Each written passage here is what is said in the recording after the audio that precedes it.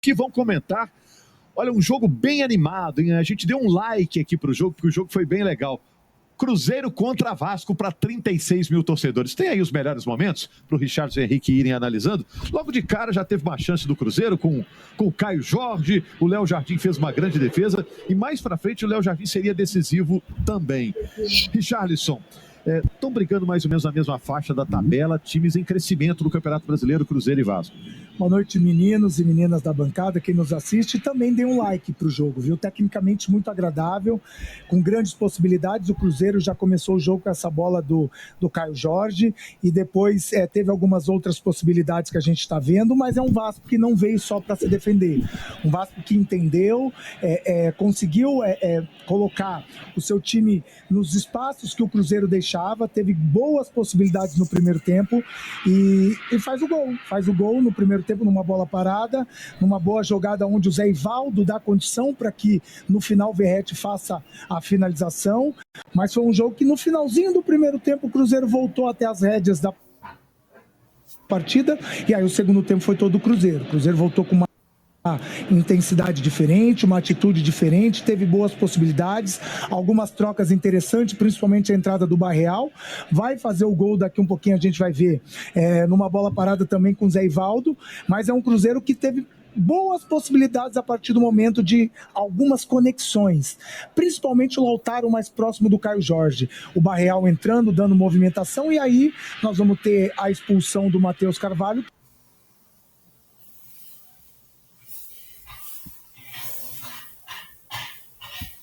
Aí entra a figura do Léo Jardim, como você disse, né, Henrique? É isso, um abraço, pessoal. O Cruzeiro no segundo tempo já estava bem mais presente, vai fazer o seu gol até cedo na segunda etapa com o Zé Ivaldo e vai chegar mais perto do segundo gol que o Vasco.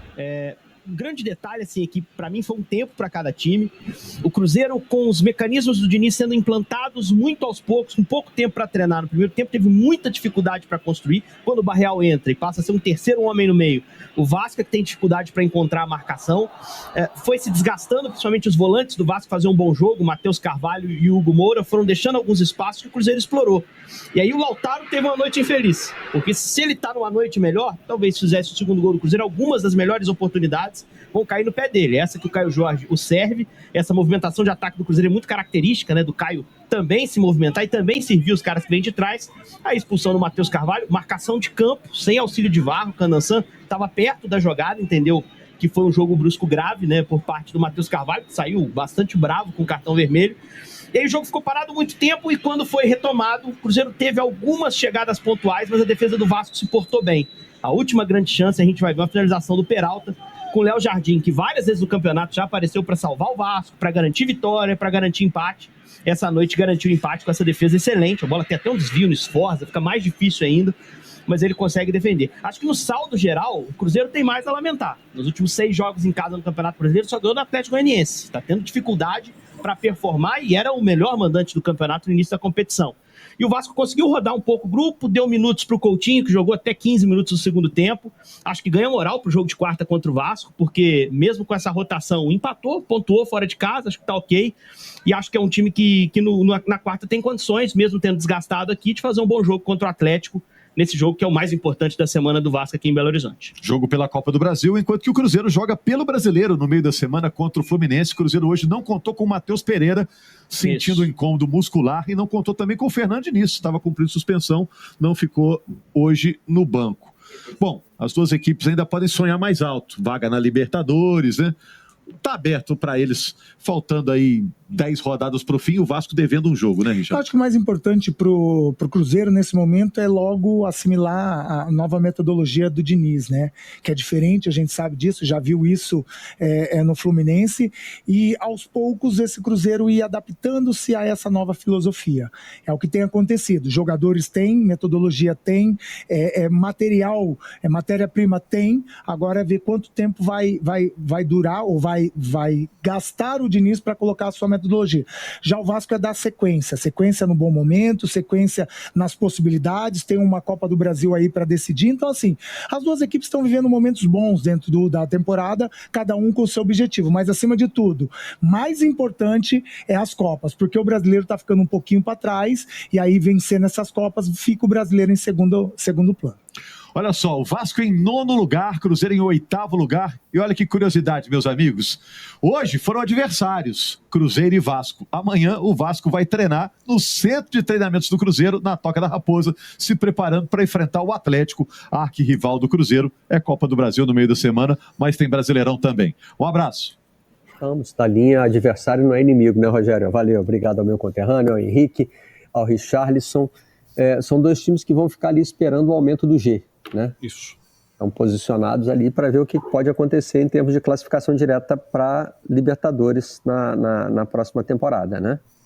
Isso. E foi olhando o time, olhando o Vasco, né, Barreto? Quando a gente fala muito das diretorias, tá aí uma diretoria que agiu rápido, não esperou o problema crescer, né? O Mansur estava falando sobre o Atlético Paranaense, que vai chegando ali naquela reta final e aí não sabe muito o que fazer e tem dificuldade. O Vasco, na hora que viu que beirou ali, encostou na zona de rebaixamento, o Pedrinho intercedeu ali e conseguiu fazer mudanças que justificaram o time ficar mais perto da parte de cima da tabela do que da parte baixa. Do jogo hoje, acho que o resultado diz sobre o momento do Vasco também, né? Teve um jogador expulso, muitas mudanças, Payet no banco. O Cruzeiro é um time que estava tentando ficar mais próximo do G4, também com algumas modificações. O Barreal de volta também foi importante para o time. Acho que foi um bom resultado dentro da realidade das duas equipes na semana, né? No atual momento, no recorte. Bom, vamos chamar então o PC Oliveira para a segunda participação dele no Troca de Passes neste domingo. Teve algum dia assim que a gente não precisou do PC no domingo? Não, né? Você sabe que ontem, né, eu me confundi no começo do programa e disse que o PC estava de folga. Aí cacei a folga dele imediatamente. Foi necessário, né, PC? Você está aqui com a gente. Mas sejamos justos, esses jogos de agora não te deram tanto trabalho, tanto que a gente separou um lance só, não é isso? É verdade. Boa noite novamente, Barreto, Mansur, Ana, pessoal que está em casa. Os jogos das 16 horas foram mais agitados, né? E na sequência da rodada, a partir das 18h30, a gente só separou o lance aí da expulsão do Matheus Carvalho no jogo contra o Cruzeiro, o jogo apitado pelo Matheus Candansan, que rapidamente fazer um comentário sobre ele, que é um árbitro jovem, de 26 anos, da Federação Paulista, esteve recentemente num curso de árbitro promissor na Conmebol, está sendo preparado aí para ingressar no quadro da FIFA, esteve com os assistentes Thiago Farinha, aqui do Rio, que é jovem, que é muito bom, e com o Thiago Labes, de Santa Catarina, é o trio aí de jovens que a CBF vem preparando aí para, no futuro, ingressar no quadro internacional. Vamos ao lance, então? Vamos ao lance, sim. A gente vai rodar aqui o domínio do Matheus Carvalho, chamar a atenção que ele tenta dominar a bola, ele perde o domínio da bola, e desde o começo a ação dele já é com a sola da chuteira. Está até tentando visar, tentando tocar na bola, o Matheus Henrique chega primeiro, e aí ele tem a ação que é com a sola da chuteira, e esse tipo de entrada, o árbitro sempre vai avaliar se o jogador de alguma maneira está tentando recolher a perna, se ele recolhe a perna no movimento, né? Essa imagem de trás a gente percebe que desde o início ele está com essa perna em riste, com a perna estendida, e a imagem de frente acaba mostrando ali o contato, né? Com força excessiva, o tempo todo com a perna estendida, com a perna em riste, em nenhum momento ele fez o movimento para tentar diminuir o impacto, né, desde o começo da ação, e principalmente na câmera 1, que a gente percebe quando ele, na câmera principal, né, que ele perde o domínio da bola e tem essa entrada com o uso de força excessiva, e na minha avaliação ele foi corretamente expulso pelo Matheus Candansan. PC, ontem você tocou num ponto importante, a comissão de arbitragem faz reuniões com os clubes depois das rodadas, né? A gente tem que também questionar se os clubes estão orientando corretamente os seus jogadores, porque as mudanças, e não estou dizendo que isso seja fácil não, tá? Porque é toda uma mudança de postura dentro de campo. As recentes recomendações, principalmente as que dizem respeito a cotovelo e sola do pé, estão mudando a forma de jogar futebol, né? O jogador antes, ele não se sentia tão obrigado a ser absolutamente consciente do que vai fazer com o cotovelo ou com... Ele entendia que isso era parte da disputa do jogo. A água caiu, mas não entornou, estamos todos seguros. Ele entendia que isso era parte da disputa e que em alguns momentos poderia passar do ponto. Está mudando isso. Exato.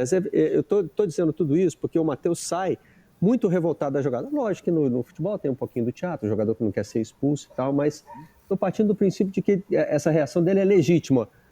Mas, professor, eu não costumava ser expulso por isso, mas agora é. Inclusive assim, porque logicamente o Matheus Carvalho ele não tem a intenção né, de dar uma entrada com a sola da chuteira dessa maneira. Ele perde o domínio naquela reação instantânea ali, ele vai com a sola da chuteira, ele não tem intenção.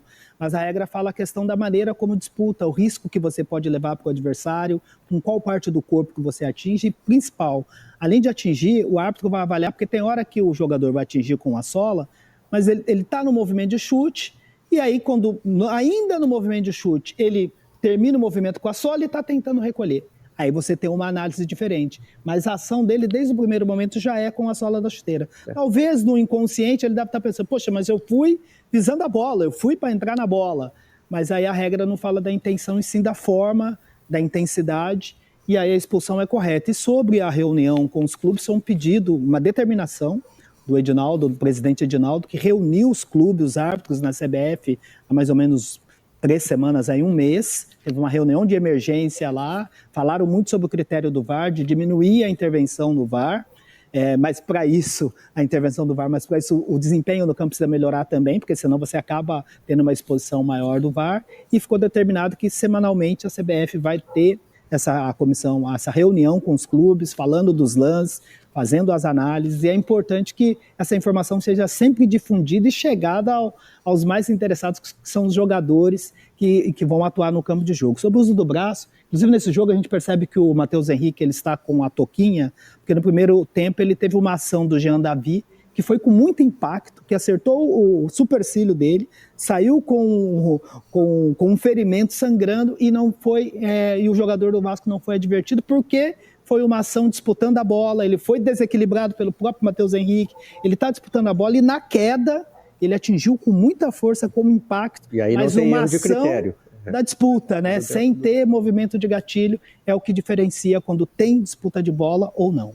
Perfeito, PC. Só uma perguntinha para você. E essa reunião dos clubes com a CBF, ela vai continuar acontecendo ou foi esporádica? Essa foi a determinação de toda rodada a comissão de arbitragem fazer essa devolutiva aí. Ela já faz sempre com os árbitros, né? Um trabalho antes do jogo e no pós-jogo uma devolutiva. Primeiro com o analista do jogo que emite a nota dos árbitros, e depois com a comissão, que é uma reunião geral, que sempre vão estabelecendo os critérios, dizendo o que é certo e o que é errado, e além desse trabalho que era feito exclusivamente com os árbitros, a comissão também tem feito com os representantes dos clubes. E quem é o porta-voz da CBF nesse caso? Normalmente, o chefe, né, da comissão de arbitragem é o Wilson Seneme, o ex-árbitro FIFA de São Paulo, que ficou na Conmebol durante 6 anos, né, e há 2 anos já comanda a arbitragem aqui no Brasil. Valeu, PC. Muito obrigado por mais essa participação aqui no Troca de Passes. Hora de ouvir o Rafael Paiva, técnico do Vasco. Acho que ficou de saldo foi que a gente continua evoluindo, né, no nosso ponto de vista. Acho que a gente conseguiu entrar bem no jogo, a gente fez um jogo extremamente competitivo contra o Cruzeiro no primeiro tempo, tentamos pressionar o Cruzeiro o tempo todo e conseguimos jogar alto uma boa parte do primeiro tempo e conseguimos fazer o gol com algumas oportunidades no final do primeiro tempo, segundo tempo, em transições, em contra-ataques, talvez buscar o segundo gol. Eu acho que é esse o saldo que fica, que a gente está evoluindo, que a gente está crescendo, a gente consegue jogar fora de casa e com possibilidade de buscar a vitória o tempo todo. E depois do gol e da expulsão, o jogo mudou, né, bastante. Acho que daí a gente sofreu bastante, a gente teve que ficar em bloco mais baixo, a gente começou a tomar muitos cruzamentos, a segunda bola começou a ficar perigosa.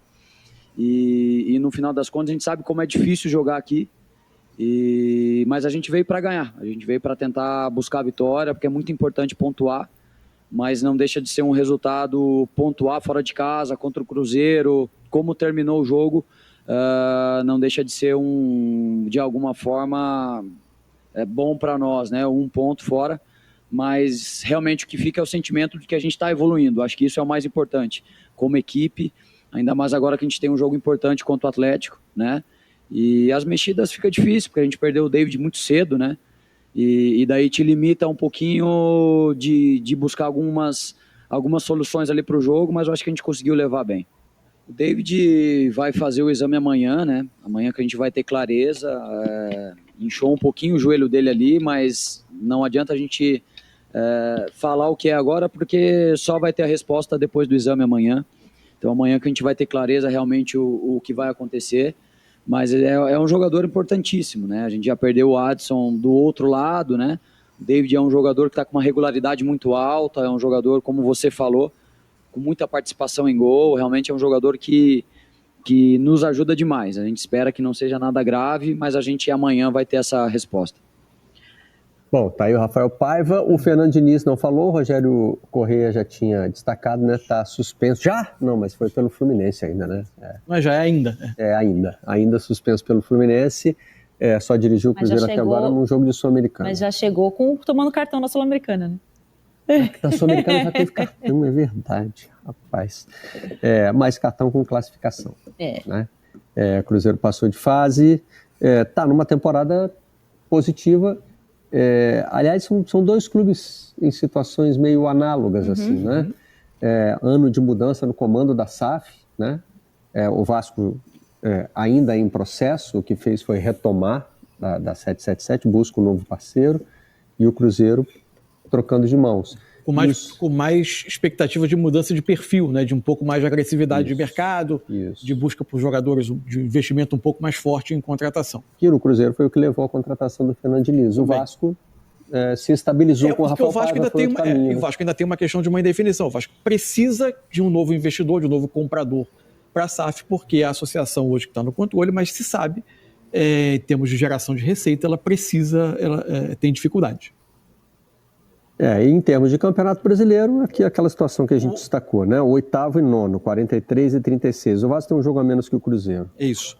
Não é dizer que o Vasco tem uma situação absolutamente resolvida em termos de um elenco que garante uma base para o ano que vem, que não precisa mexer. Não, mas a partir da chegada do Rafael Paiva, gradativamente, o que o Vasco foi conseguindo era algo muito difícil para os outros treinadores. Ser competitivo. Que era competir e ter uma certa dose de equilíbrio. Quase sempre era a opção ou por jogadores mais técnicos que deixavam o time muito exposto, muito pouco combativo, ou então um time que combatia melhor e tinha muita dificuldade com a bola. Ele mexeu em tudo, né? Ele olhou para o banco de reservas, ele não torceu o nariz para ninguém. Tem que jogar com o Hugo Moura? Vou jogar com o Hugo Moura.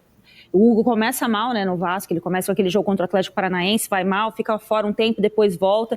Tem que ser Hoje é quase insubstituível. Quando sai do jogo, todo mundo sente, né? Porque perde saída de bola, perde em pegada. O Vasco tinha um grande problema na cabeça de área, né? Na antiga cabeça de área. E o Rafael Paiva chega e consegue resolver isso rapidamente. Eu acho que o grande mérito dele foi não ter virado as costas para nenhum jogador. Ele usou o máximo que dava, o Pumita voltou a jogar bem, tanto que foi convocado. Tem participação em gols, assistências agora recentemente nesse momento do Vasco também. Já não se fala mais naquela dependência do Payet, agora é melhorar o Coutinho para ele aguentar 90 minutos daqui para frente, principalmente pensando em Copa do Brasil. Junto com o Payet ou tem que ser um outro? Barreto, eu sou um pouco retranqueira, né? Então, assim, eu tenho dificuldade de enxergar os dois mais pelo momento do Payet do que propriamente pelo contexto do Vasco. Assim, eu acho bastante difícil. Não é só pela faixa de campo que ocupa ou não. Acho difícil você conseguir fazer um time equilibrado com os dois. Até pela questão física, pelo nível de intensidade que é exigido do Campeonato Brasileiro. Hoje o Coutinho, hoje jogou apenas o Coutinho, né? O Payet não entrou mesmo quando o Coutinho saiu. E mesmo assim a sensação que o jogo passou muito por